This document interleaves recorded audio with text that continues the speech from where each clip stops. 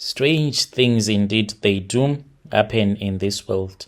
There is a message that I received. If you have a confession that you want to share with me, you can create a ghost account and then you can send me your confession. If you have any secret, any kind of a secret that you have, please do not hesitate to reach out to me, whether on WhatsApp or on TikTok, it is fine.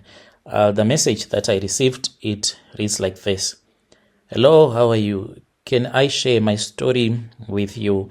I am a man currently in a name-hidden country, and I want to confess to you the things that ended up doing when I was in South Africa. I became a ritualist because of my South African baby mama. She was too demanding. And when they told me that this woman that you want to chase after, she'll make you do things that you do not want to do, I knew where I was coming from and what I wanted to achieve in life. I had high hopes that me and my baby mama, whom I wanted to make a wife, but this woman, she had other plans. Yes, she loved me, but she would put money above everything. What mattered to her was money and nothing else. I want to confess that I joined a cult when I was still back in her country, and this made me to run away because there is an accident that happened.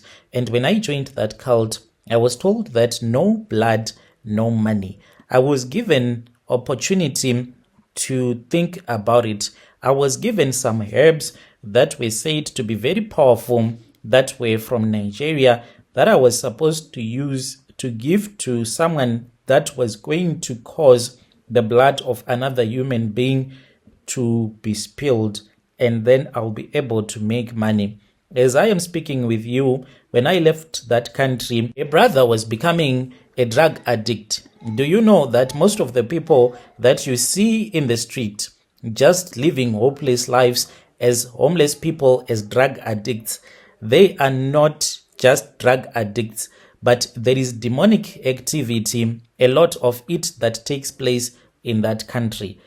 I knew this when I joined the cult, that each and everything that happens in life, it is a result of some demonic forces that will be operating in a particular place, in a particular country. And I joined a cult that was also bringing the forces of evil because they wanted to have as many people become drug addicts, so that in order for them to make money by reselling the drugs back to those people. But the people that were selling the drugs, they were also part of the cult that I joined.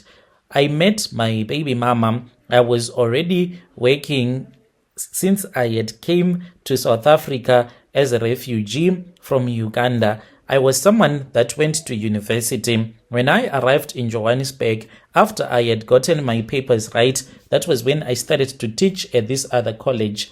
But I later found out that it was a fly-by-night college. I then stopped working at that college, and then I started teaching mathematics at a Muslim school. That is where I met my baby mama whilst I was working at that Muslim school. The money that I was earning, it was okay, but it was not so much okay so that I could stay where other teachers were staying in the suburbs, but rather I started staying in the location. This girl was staying in that same location where I was staying. She asked me to buy for her a quarter, if you know it.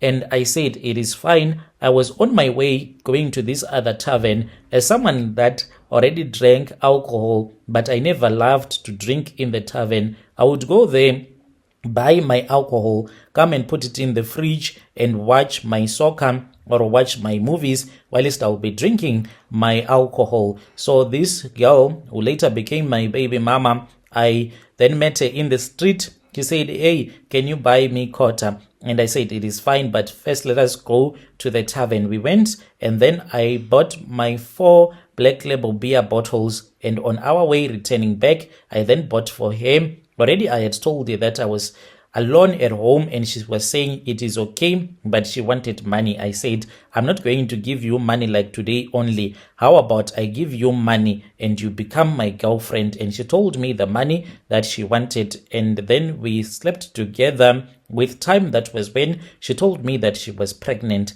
The money that I was earning, I was able to take good care of her. But the problem was that this woman, she would ask me for money each and every day. And the bad thing about her, it is she would even go out with another man. If I had no money, if she will come to my place and say, listen here, man, I need money to go and do ABC. If I would try to explain to her that maybe it is still the middle of the month, there is no money, and when I do have money, I can do things for you, and she will get so angry. She pushed me, and she will call even one of her ex-boyfriends to come and take her. Yes, even a car will come and pick her from my place, refuse to sleep with me, and she will go. She was so demanding. Why are you not making more money? Why can't you do other deals that other Nigerians are doing? Why do you just want to work for a salary? It is better that you hustle. I do not want to be with you anymore. She was a beauty, a beautiful one, and she had my child. So I did not want my child to be raised up without me being present. I wanted to be available in my son's life. And then one night, after she had told me that we are not going to sleep together because you have not given me money, therefore I am going to drink alcohol. If I sleep with a man, do not even ask me because you are failing your duties as a husband.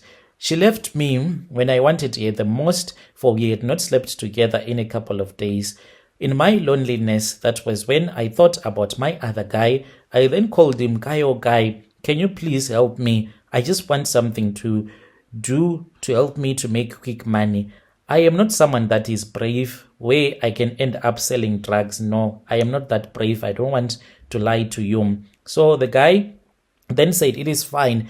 If you are able to come to Hillbrow tomorrow, then we can make a plan. So early in the morning, I did not go to work. I gave a silly excuse, and then I went to the CBD where I ended up meeting with my friend. And then that was when he introduced me to another guy and another South African guy, those that were supplying drugs straight out of Hillbrow to other locations. And they were like, they need another guy who will help them to supply the drugs. The money that I was going to be earning, it was going to be enough. So I worked for a week. Then the other guys here, he got arrested on his way going to Kempton Park with some drugs, and I was so scared. I do not want to lie to you. I wanted to drop out, but I did not know that once you join a group of gang members who will be selling drugs, you cannot just exit like that. They say that it is you joining that group for the rest of your life. Whether you are arrested, when you go to jail, you continue being part of that gang. And this I did not know. Then when I was told that I could not exit the group, I told them that I was a coward. I was scared of what I was doing, and I was no longer concentrating at work, and they wanted me to start supplying the drugs in the Indian community. And they said, you can do it and you can make more money. And I said, do you know anyone, a spiritualist, who can assist me so that God can protect me? For on my own, I cannot do it. I was then taken to a man who is like a priest, a high priest that assists people that are gang members. This is not your regular sangomas that they know in South Africa, but this is a spiritualist, a priest that can help you to do some deals, cash in transit, as well as other things. So there were a lot of gangsters that were being taken to that man. I was also taken on that night to that priest, and I was told that for me to make money and to have spirits to guide me in what we were doing, blood had to be spilled, for the earth was supposed to open up her mouth and to drink the blood of a person who had died at my hands or at the direction of my own hands. And I agreed, and I said, it is fine. Let someone die. I really do not mind.